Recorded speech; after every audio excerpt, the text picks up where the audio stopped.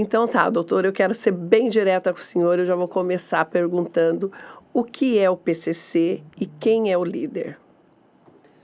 Bom, o PCC ele era uma facção criminosa, né, um grupo criminoso que começou dentro do sistema prisional em 1993, em Taubaté, e ele se alastrou pelo estado todo, né, se alastrou pelo Brasil todo e hoje está em vários países da Europa, está nos Estados Unidos, em todos os países da América do Sul.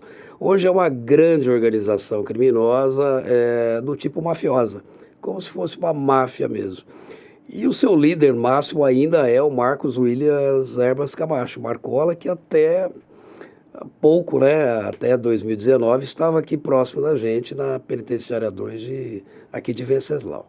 Certo. E como é que o senhor entrou nessa guerra? Bom, é uma história longa, mas eu vou tentar resumir para você, né? Na verdade, eu já estou no Ministério Público há 32 anos, né? Ingressei em 1991. Há 18 anos eu atuo contra o crime organizado e especificamente contra o PCC. Ocorre que em 2005, quando nasceu o meu segundo filho, eu tive uma ameaça de morte, né, uma ordem, na verdade, para me matar, que veio de dentro da penitenciária de Venceslau. O preso, na verdade, já havia sido removido para um isolamento. E de dentro do isolamento, que era em Presidente Bernardes, no CRP, ele teria dado uma ordem para me matar. Eu recebi uma ligação, eu tinha acabado de sair do hospital, estava na farmácia comprando fralda para o meu filho, né? Uhum.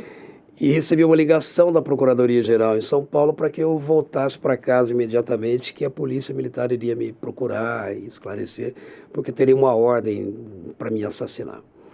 Nós já havíamos tido em 2003 o assassinato do nosso querido Machado Dias, do Machadinho, né, meu amigo pessoal, aí, trabalhei com ele, enfim. Então aquilo eu corri para casa na época e também fiquei um pouco sem saber o que fazer. Eu estava de licença paternidade, eu já tinha um primeiro filho com 1 ano e 10 meses, né, bebê ainda praticamente. E veio o segundo filho, eu não podia contar para a família o que estava acontecendo e também não me esclareceram direito. Então passou o período de licença paternidade, eu voltei a trabalhar na minha promotoria em Presidente Venceslau e verifiquei que nada foi feito na época, né, em meu favor. E aí eu comecei a fazer por conta própria as minhas investigações que não pararam nem um dia até hoje. Então são 18 anos e aí, assim, para resumir bastante, a minha situação inicial lá com relação a esse preso foi resolvida. O preso acabou sendo expulso dessa facção, acabou até sendo morto, enfim. E aí eu já comecei a investigar um patamar acima para chegar até o Marcola, né, por exemplo. Então é um longo caminho de investigações, aí, de combate, enfim. Bom, doutor, como o senhor disse, o PCC hoje já está aí em nível internacional, né? Vocês têm uma estimativa de quanto é o faturamento do PCC? Olha, assim, a gente vê muita notícia na imprensa, claro que o que a gente passa, né, o que eu tenho passado, eu faço palestras e dou aulas praticamente no Brasil todo, inclusive agora até fora do país. É com base em investigações que a gente fez, quer dizer, eu tenho que ter aprendido algum documento, alguma contabilidade formal deles, Certo. ou mesmo ter feito alguma investigação, alguma escuta telefônica ou telemática. Então a gente calcula hoje que o PCC, com base no que a gente já investigou, que ele esteja faturando em torno de US$ 1 bilhão por ano, né? Ele tem um faturamento de uma empresa grande no Brasil, né? Hoje é uma grande multinacional do crime, né? E essa organização, chamado crime organizado, é realmente como se fosse uma empresa mesmo, o presidente, vice-presidente, diretor e assim vai, essa organização? Por incrível que pareça, né?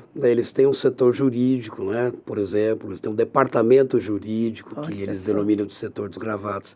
Eles têm um departamento financeiro que cuida, né, da parte do dinheiro deles. Eles têm um departamento, vamos imaginar se fosse uma grande empresa, né? Um setor que fosse responsável pelas compras, quer dizer, é quem vai adquirir essa droga no atacado, na Bolívia, na Colômbia, no Peru, enfim. Eles têm um setor de de Transportes, que cuida, por exemplo, tanto dos veículos que eles utilizam para fazer esse tipo de tráfico de entorpecentes. E aí eu estou falando não só de carros, caminhões, mas estou falando de ônibus, estou falando de aeronaves, de helicópteros, né? Então, enfim, é como se fosse realmente uma grande empresa, mas infelizmente uma multinacional do crime, né? Do crime, né?